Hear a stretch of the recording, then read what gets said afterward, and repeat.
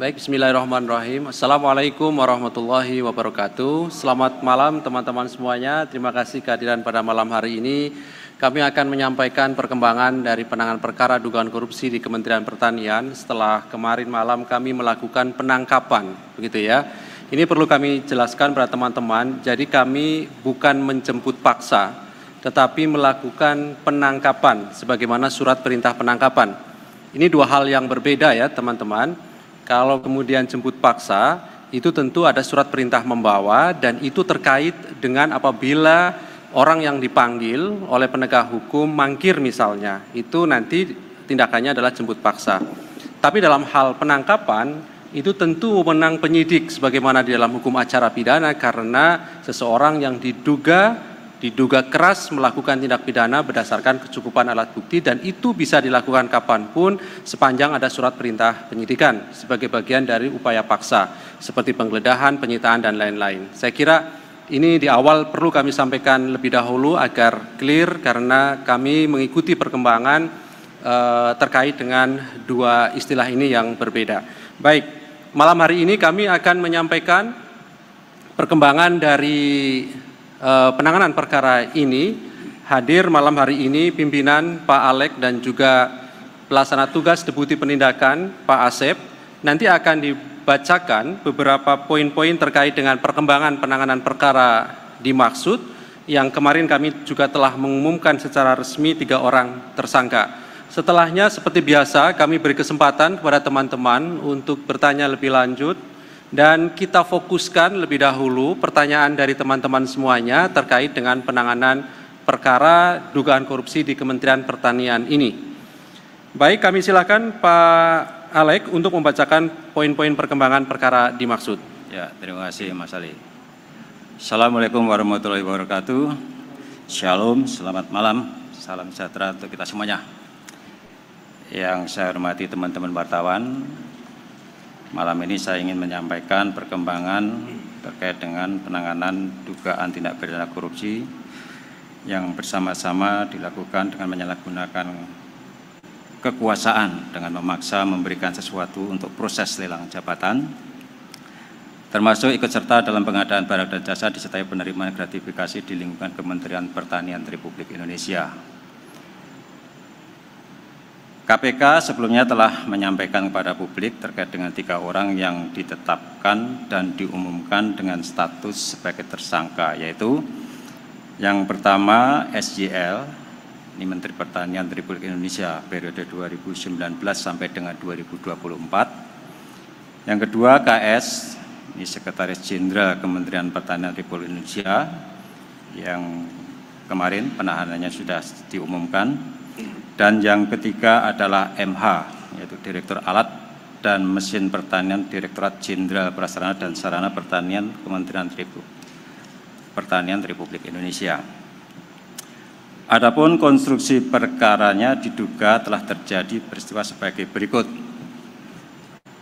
SJL ini menjabat Menteri Pertanian RI untuk periode 2019 sampai dengan 2024 di Kementerian Pertanian Republik Indonesia.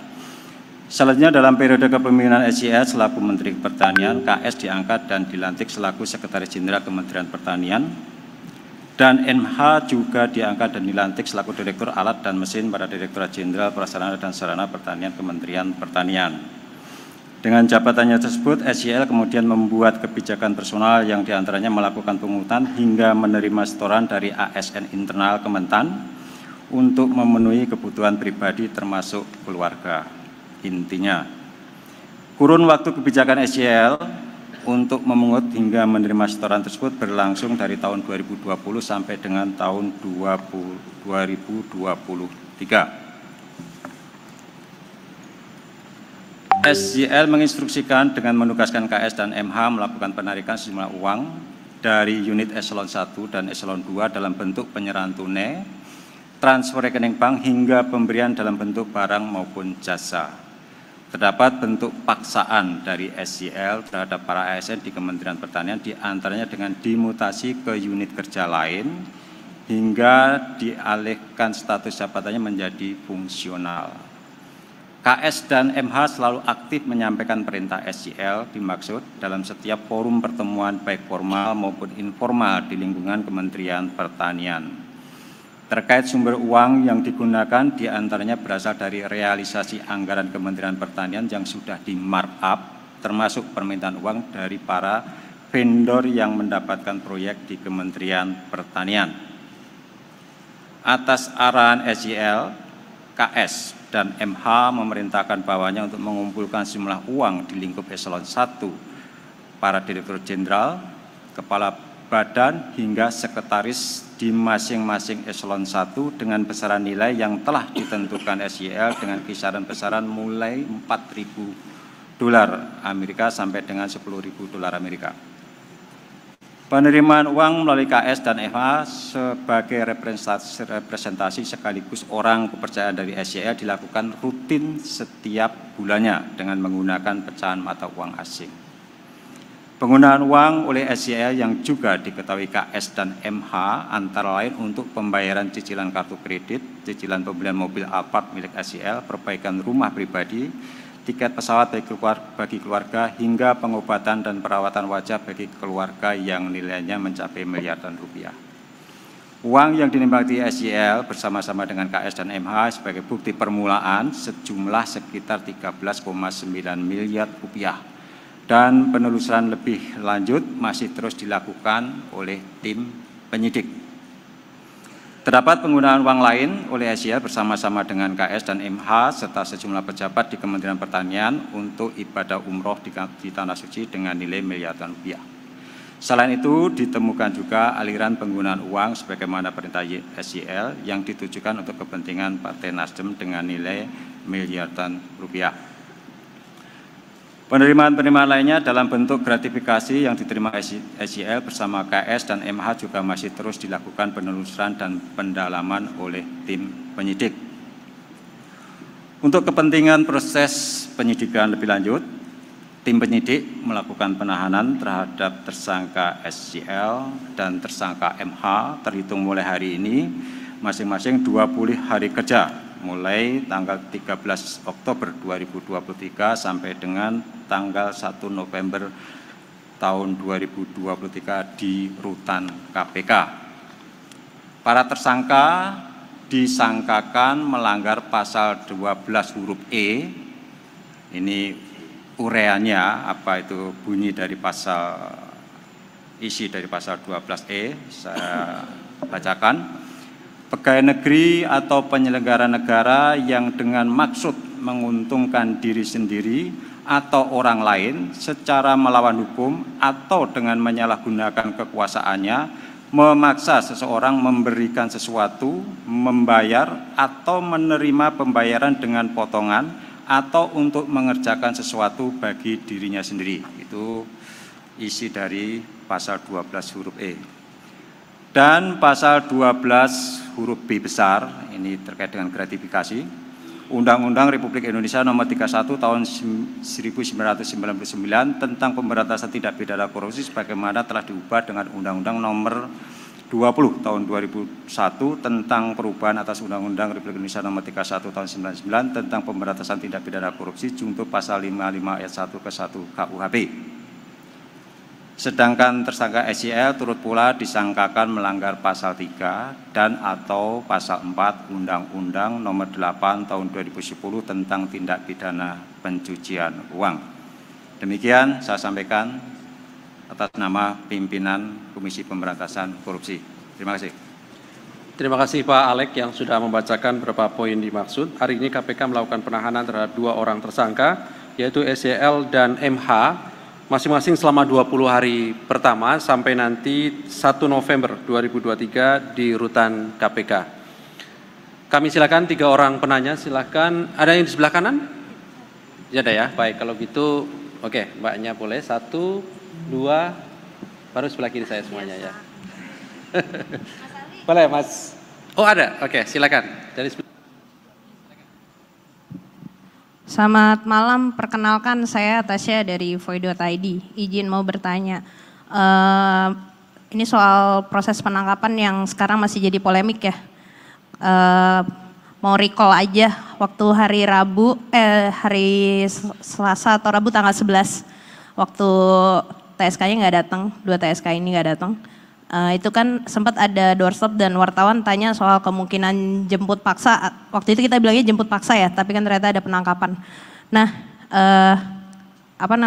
tapi KPK kan bilang mau nunggu kooperatif, sikap kooperatif. Nah ini kenapa berbeda di last minute?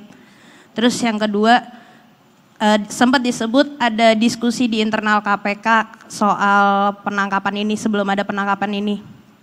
Nah itu kenapa surat panggilan kedua di tanggal 13 dikeluarin, padahal posisinya kuasa hukum udah koordinasi ke KPK juga dan KPK sudah bilang sudah menerima koordinasi itu gitu. Yang terakhir soal sprint cup Pak, surat perintah penangkapan. Ini sebenarnya berapa banyak sih kasus yang sprint cup-nya ditandatangani pimpinan KPK? Mengingat ini kan di UU nomor 19 disebutnya pimpinan KPK itu bukan bagian dari penyidik dan itu kan dipermasalahin. Bisa dijelasin nggak sebelum kasus ini ada berapa banyak gitu aja. Terima kasih.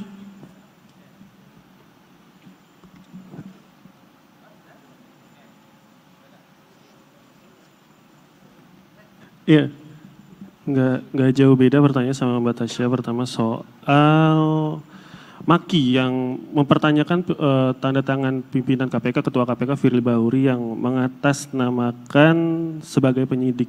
Nah, Maki itu bilang kalau udah nggak berlaku pernyataan sebagai penyidik itu udah. Bagaimana KPK menanggapi itu? Terus mau nanya soal dugaan pemerasan di kasus ini. Dan kasus itu, dugaan pemerasan itu sudah naik ke tahap penyidikan di Polda Metro Jaya. Dan banyak pihak berspekulasi bahwa kasus ini dinaikkan dan KPK menetapkan tersangka karena tidak diberi uang suap atau pemerasan itu. Nah gimana tanggapannya soal itu? Apalagi kan dugaan pemerasan dalam kasus ini juga sudah naik di tahap penyidikan di Polda Metro Jaya gitu aja. Selamat malam Pak Alex, Pak Ali, Pak Sep, saya Yogi dari Detik. Pertama soal temuan 30 miliar di rumah dinas Pak, rumah dinas SYL. Ini kan berbeda sama hasil korupsi yang 13,9. Yaitu 30 miliar itu asal usulnya tuh dari mana Pak? Mungkin bisa dijelaskan. Terus soal keterlibatan, ada 3 anggota keluarga dari SYL yang sudah dicegah ke luar negeri. Nah itu kemudian keterlibatan dalam kasus ini apa? Kan SL ini sudah dijerat TPPU. Apakah memang ada aliran uang korupsi yang mengalir ke pembiayaan putrinya yang mau jadi caleg gitu Pak? Terima kasih. Selamat malam Pak Alek, Pak Asep, Pak Ali. Saya Hedi dari Kumparan. Ini tadi ada beberapa yang sudah ditanyakan. Tapi menyambung tadi pertanyaannya Tasya, itu kan beredar juga katanya jangan-jangan ini penangkapan yang kemarin itu untuk apa ya, semacam apa, menghambat atau bahkan disebut untuk mengintimidasi saksi karena kebetulan SYL ini adalah saksi utama di penyidikan Polda begitu. Nah tanggapannya gimana? Itu kan kabarnya Polda juga sudah menjadwalkan Pak Ketua KPK untuk diperiksa. Nah itu sekaligus nanti Pak Ali mungkin bisa ditanggapi. Terus soal ini khusus buat Pak Asep, mungkin karena yang soal lebih teknis begitu. Ini masih pertanyaan sama saya kayak kemarin, yang soal apakah pas SYL ini masih di Eropa kemarin itu masih menerima setoran dari di lingkungan Kementan itu atau tidak. Ini semoga sudah ada jawabannya juga soal yang kapan sih Dumas itu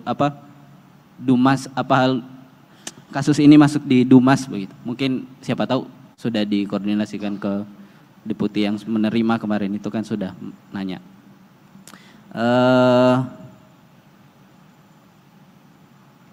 Ya soal yang penandatanganan tadi itu mungkin sudah ditanyakan juga Kak Tasya. Itu kan bahkan jadi narasi juga. Ini mungkin bisa dijelaskan karena tanggal 11 Oktober itu ternyata ada 2 surat yang keluar pemanggilan untuk penjadwalan hari ini dan untuk perintah penangkapan itu mungkin bisa dijelaskan sekalian. Terima kasih. Assalamualaikum warahmatullahi wabarakatuh.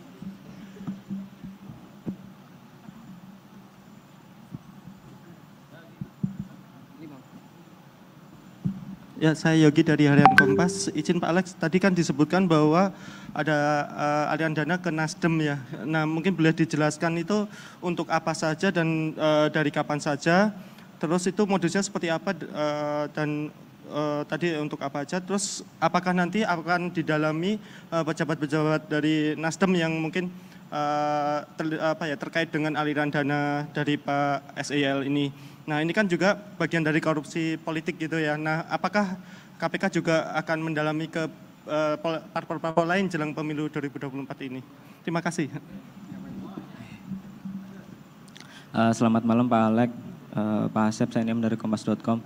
Izin menanyakan, ini kan kalau dikonstruksi tadi udah dijelaskan bahwa yang bersangkutan memeras bawahannya dan bawahannya menyetorkan uang itu yang uangnya bersumber diduga dari realisasi anggaran yang di markup kayak gitu. Sementara kita pahami bersama bahwa kalau terkait markup biasanya juga berkait kasus korupsi menyangkut pasal 2 pasal 3 yang merugikan keuangan negara. Nah, apakah berarti ke depan akan ada pengembangan dan melakukan penyelidikan terkait kerugian negara di Kementan kayak gitu. Kedua mungkin perlu declare atau penegasan dari Pak Alex ya, nyambung sama teman-teman yang lain kayak gitu.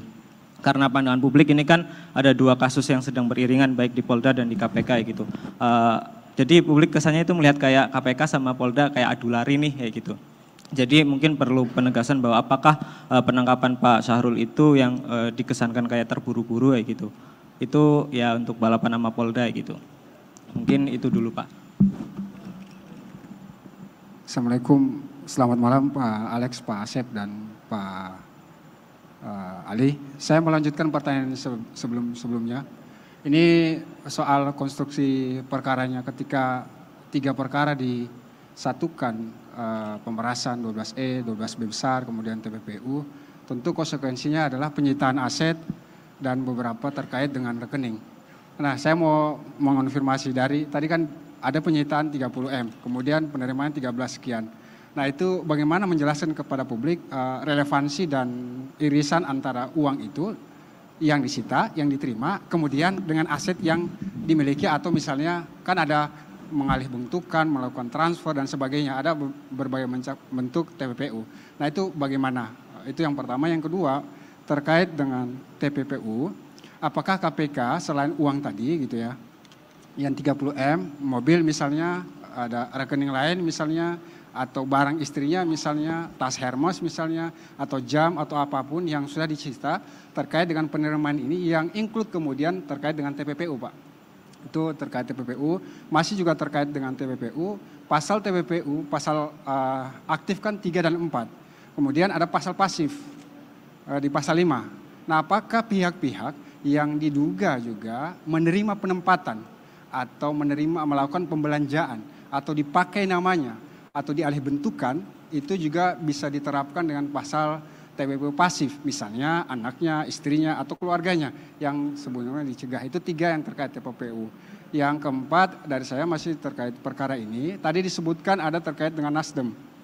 Saya mendapat informasi kurang lebih seperti ini bahwa KPK sejak 2022 sudah menerima laporan hasil analisis transaksi keuangan yang terkait dengan Pak Syahrul Yassin Limpo dan kawan-kawan dalam artian yang sudah ditetapkan tersangka. Nah, apakah transaksi keuangan itu sudah dilakukan telaah, kemudian yang secara konfidensial itu belum menjadi alat bukti misalnya, tetapi kemudian sudah ada ditemukan transaksi misalnya dalam bentuk rekening yang itu menunjukkan deliknya terpenuhi.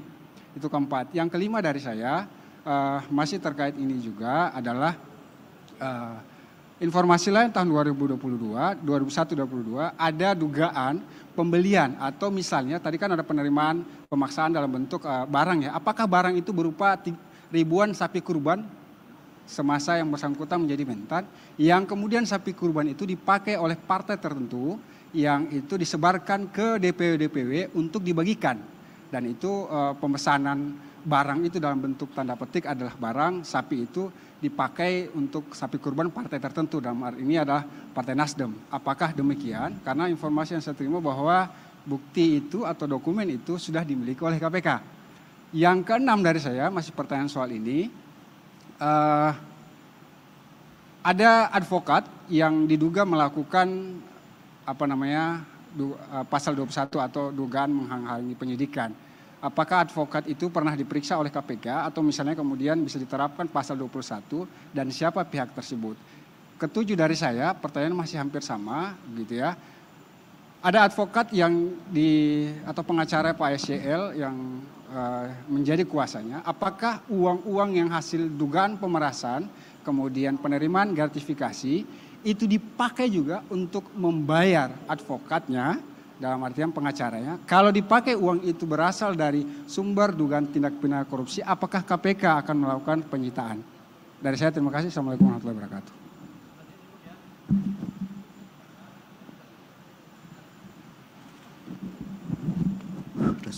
Terima kasih Pak Ali. Saya Jamal dari Remol. Izin ada 2 pertanyaan Pak. Yang pertama terkait penangkapan SCL kemarin. Itu benar gak Pak? Dilakukan karena adanya saran dari pengacara itu Febri Diansyah itu agar kabur. Karena ada indikasi SCL ini akan diumpetin gitu Pak. Benar gak dugaan tersebut? Lalu yang kedua terkait aliran dana dana ke Partai Nasdem itu betul gak sih Pak dalam bentuknya itu bansos dan aliran dana ke Nasdem itu berupa dana DOM dan dana DIPA ke Partai Nasdem itu, karena kan data tersebut berasal dari 8 klaster teridentifikasi dan 21 isu hukum yang dibuat oleh pengacaranya di saat penyelidikan yang juga ditemukan di 3 rumah tersangka saat penggeledahan. Izin pengacara SCL. Oke, makasih Pak. Pak Arbida dari Metro TV ingin menanyakan, mungkin pertanyaannya hampir sama dengan teman-teman yang lain, tapi terkait ini kan ada 2 irisan kasus, di mana ada kasus pemerasan dan juga ada kasus dari PSCL terkait dugaan kasus korupsi di Kementan. Namun pertanyaan dari saya adalah, ini ada peluang di mana Pak Firly ini akan diperiksa oleh Polda.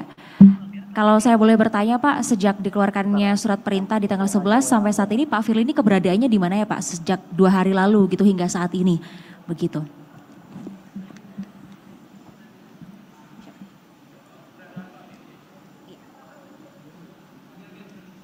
Saya Mas Ali tanggung. Satu. Selamat malam Mas Ali, Pak Alex dan Pak Asep. Saya Gita dari Narasi. Mau bertanya terkait penangkapan SCL. Mungkin bisa dijelaskan alasan dari penangkapan semalam gitu kan, sempat disebut Mas Ali ada kekhawatiran kabur atau menghilangkan barang bukti. Nah itu apakah memang bisa menangkap apabila tidak hadir dalam sekali pemanggilan seperti itu. Kemudian yang kedua, kedua tersangka yang ditahan hari ini SCL dan MH kan sama-sama tidak hadir kemarin begitu ya. Nah tapi perlakuannya beda, maksudnya SCL ditangkap sementara MH hari ini hadir sendiri begitu. Nah ini penjelasannya seperti apa begitu. Terima kasih. Ya Mas, satu aja Mas pertanyaan. Mungkin udah overload yang nanya-nanya soal kasus. Saya cuma mau nanya konfirmasi satu aja. Sampai sebelum konversi ini dalam pemeriksaan intensif 1 kali 24 jam. Apakah benar ada tekanan terhadap SCL untuk mencabut LP di Polda?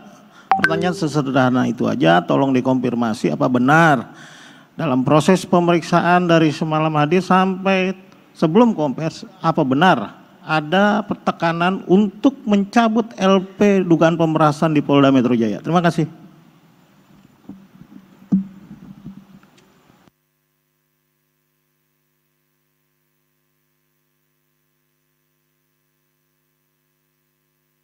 Baik, terima kasih teman-teman semuanya. Kami silakan Pak Alex ataupun Pak Asep. Hampir 20 pertanyaan. Hampir 20-an orang ya. Ya nanti kalau yang belum bisa saya jelaskan ada Pak Asep, ada Pak Salif untuk menambahkan.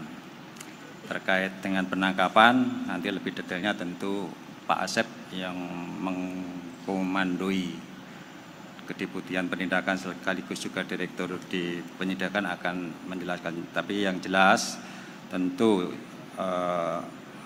sikap untuk melakukan penangkapan itu juga didasarkan atas perkembangan situasi dan kondisi terakhir, ya, sehingga diputuskan pada malam itu untuk dilakukan penangkapan. Tentu kami tidak bisa secara detail kira-kira apa yang mendasari sehingga pimpinan memutuskan untuk memerintahkan dilakukan penangkapan, ya. Kemudian terkait dengan penandatanganan surat Skrinkap, Sprindik, Sprinlidik oleh pimpinan, ya. Teman-teman, sebetulnya Undang-Undang KPK yang lama dan Undang-Undang KPK yang baru secara tupoksi itu nggak ada bedanya, ya. Bisa dibaca di pasal 6, ya. Di situ tugas KPK melakukan pencegahan, koordinasi, supervisi, melakukan penyidikan, penuntutan. Nah, siapa yang diberi mandat oleh undang-undang untuk melaksanakan itu? Tentu pimpinan, kan gitu kan. Jadi sekalipun tidak disebutkan di dalam undang-undang yang baru pimpinan itu penanggung jawab tertinggi lembaga, ya, secara ofisial sampai dengan saat ini kami masih meyakini bahwa pimpinan KPK adalah penanggung jawab tertinggi lembaga, kan begitu. Kalau bukan pimpinan siapa lagi, kan begitu, nggak mungkin juga Dewas. Nah, berdasarkan itu, ya, pelaksanaan tugas KPK dimandatkan oleh pimpinan, kemudian pimpinan tentu saja tidak bisa melakukan upaya-upaya atau tugas-tugas yang dimandatkan undang-undang itu sendiri. Oleh karena itu pimpinan mendelegasikan kepada Kedeputian Penindakan untuk upaya-upaya penyidikan, ya. Tentu kalau pimpinan bukan penyelidik, bukan penuntut umum, kami nggak bisa juga mendelegasikan kewenangan itu kepada penyidik di KPK, kan begitu.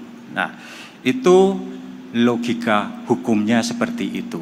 Jadi undang-undang memberikan tugas KPK untuk melakukan penyidikan, penuntutan, dan tugas itu dimandatkan dilakukan kepada pimpinan, bukan kepada penyidik atau penuntut umum, tapi pada pimpinan. Kemudian pimpinan yang kemudian menugaskan penyidik dan penuntut umum. Nah, kalau lebih detailnya secara hukum ketatanegaraan atau administrasi, nah mungkin nanti Mas Alif atau Pak Tanak itu ahli di bidang hukum tata usaha negara, ya. Nah, kemudian terkait dengan irisan penyidikan oleh Polda dan penyidikan oleh KPK. Itu dua hal yang berbeda. Saya tekan lagi, dua hal yang berbeda, ya. Kami menangani dugaan tindak pidana korupsi di Kementerian Pertanian dengan tersangka yang 3 orang tadi yang sudah disebutkan. Polda menangani dugaan pemerasan yang dilakukan oleh pimpinan. Saya sebetulnya tersinggung juga. Saya termasuk pimpinan loh, kan gitu kan. Artinya apa? Itu penyidikan itu kan diarahkan juga ke saya, kan begitu. Saya bagian dari pimpinan, kan gitu kan. Jadi tidak ada persoalan, tidak ada tumpang tindih, tidak ada gesekan, karena itu dua hal yang berbeda dan tidak ada hubungannya sama sekali, kan gitu.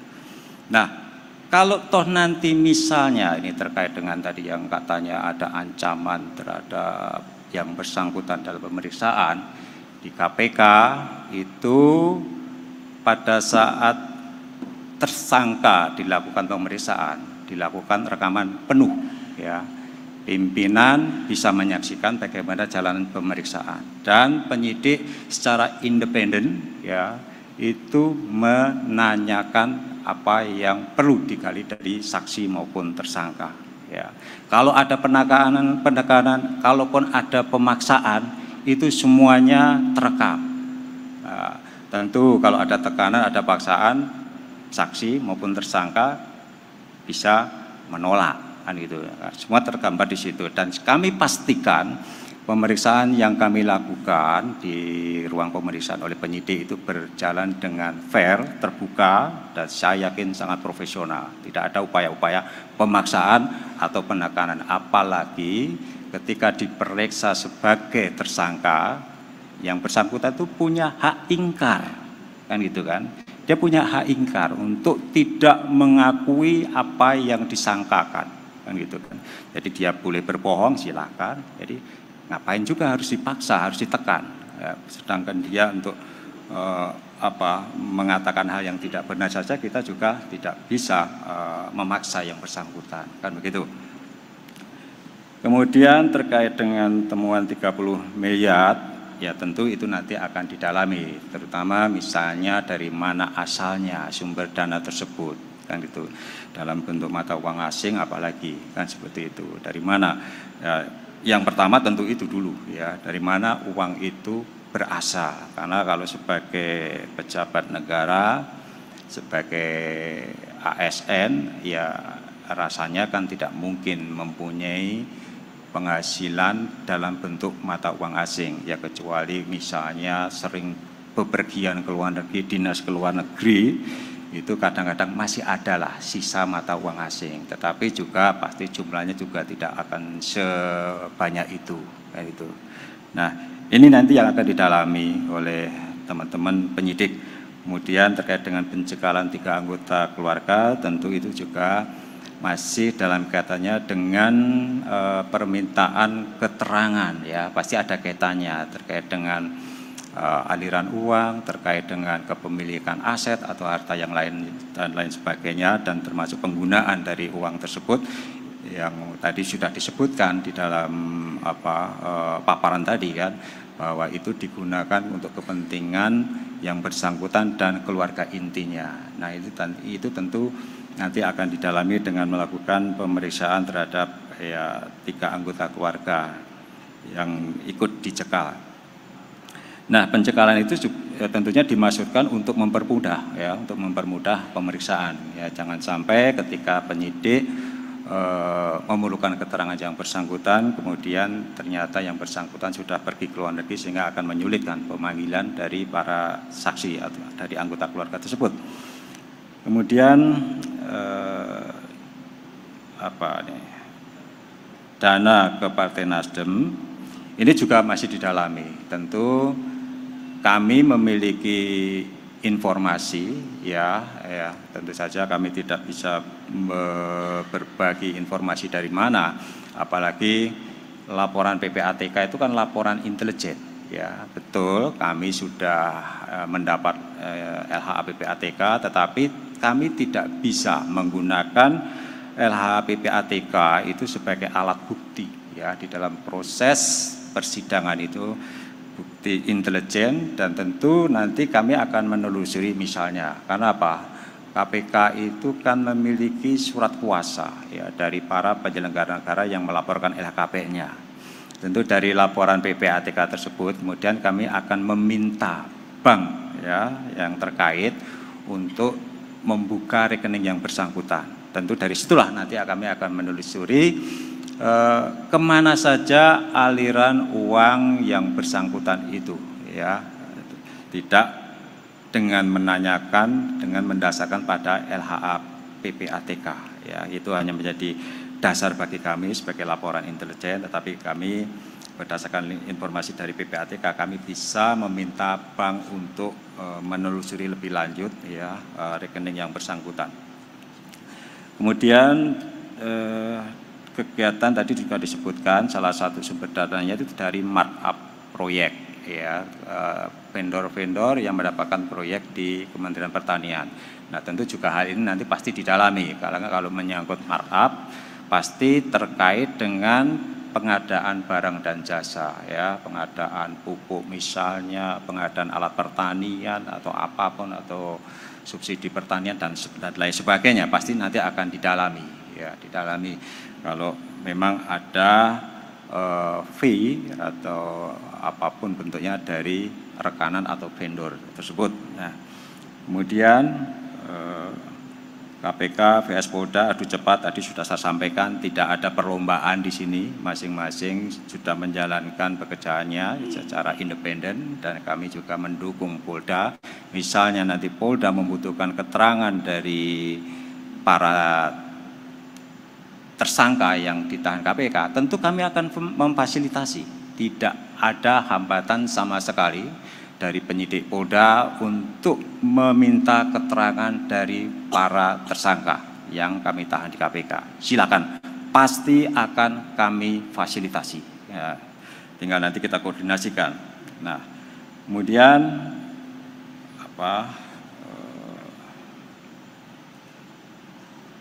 uang korupsi dipakai untuk membayar advokat. Nah, tinggal ditanyakan apakah advokatnya tahu uang yang dipakai itu berasal dari korupsi dan apakah biayanya wajar atau tidak, kan begitu ya. Ini sama saja dalam beberapa kejadian ya, ketika uang korupsi itu digunakan misalnya dalam satu kasus kan pernah dipakai untuk membayar penyanyi dangdut, kan begitu kan. Sepanjang itu nilainya wajar, ya nggak ada persoalan. Kita juga nggak bisa juga meminta dari orang yang sudah memberikan prestasinya ya, dan kita anggap yang bersangkutan itu beritikat baik, tidak mengetahui sumber uang yang digunakan untuk membayar, ya tentu saja tidak bisa kita minta juga, kan begitu ya. Kecuali kalau biasanya fee-nya 100, tiba-tiba dia dibayar 1 miliar, ya, artinya ada ketidakwajaran. Tentu sisanya itu yang harus kita minta untuk dikembalikan kalau uang itu diperoleh dari hasil korupsi yang digunakan untuk membayar itu saja. Kemudian kalau Pak Ketua 2 hari terakhir di mana? Sampai sekarang pun masih di ruangan itu. Beliau 2 hari terakhir itu selalu di ruangan, ya. Mengikuti setiap konfes, mengikuti setiap perkembangan ini. Jadi tidak kemana-mana, nggak usah khawatir, ya. Kemudian apa lagi? Saya kira sudah cukup, ya. Kalau ada yang belum terjawab, silakan nanti dikoreksi. Barangkali Pak Asep, Mas Alif ingin menambahkan, silakan. Silakan Pak Asep, ada tambahan? Mungkin ini, Mas Ali, terima kasih Pak Alek dan Mas Ali. Tadi terkait dengan selalu ditanyakan berkali-kali kayak sama rekan-rekan terkait mengapa sudah dipanggil kemudian ditangkap seperti itu ya. Tadi juga dari Mbak Tasya, kemudian juga dari beberapa rekan-rekan. Jadi begini rekan-rekan, dalam 1 minggu ini kami memang melayangkan surat panggilan itu untuk hari Rabu. Silakan rekan-rekan dilihat kembali bahwa memang ada pernyataan akan kooperatif, kemudian juga akan hadir juga di hari Rabu. Nah, pada saatnya, pada waktunya di hari Rabu, kemudian yang bersangkutan itu ada kepentingan keluarga. Dan itu memang kami hormati. Kemudian setelah melaksanakan kepentingan keluarganya, kemudian yang bersangkutan kembali ke Jakarta. Kami tentunya memantau perjalanannya, dan di perjalanannya itu menggunakan last flight atau penerbangan terakhir di jam-jam dini hari. Kemudian juga kita flashback ke belakang pada saat penetapan sebagai tersangka. Pada saat itu yang bersangkutan itu sedang berada di luar negeri dan dijadwalkan untuk kembali pada tanggal 1 Oktober. Kalau tidak salah, silakan dikoreksi. Yang kemudian itu tidak ada kabar, dan sebetulnya kami juga menjadi khawatir karena hal tersebut, dan juga beberapa termasuk di kementeriannya sendiri itu sedang mempertanyakan gitu ya. Kami khawatir. Nah, yang pada akhirnya juga memang kembali. Kemudian kami juga pada saat penggeledahan menemukan beberapa bukti yang akan dihilangkan atau dirusak gitu ya. Itu sudah rekan-rekan juga sampaikan berita. Nah, ini juga terkait dengan pertanyaan dari Mas Jamal tadi. Saya ingat ada pertanyaan dari Mas Jamal. Setelah kami melakukan pelacakan kepada yang bersangkutan, karena kami ingin benar-benar yang bersangkutan itu hadir gitu ya. Walaupun sudah menyatakan akan hadir, tapi berdasarkan pengalaman yang ke belakang itu tidak menepati janjinya gitu.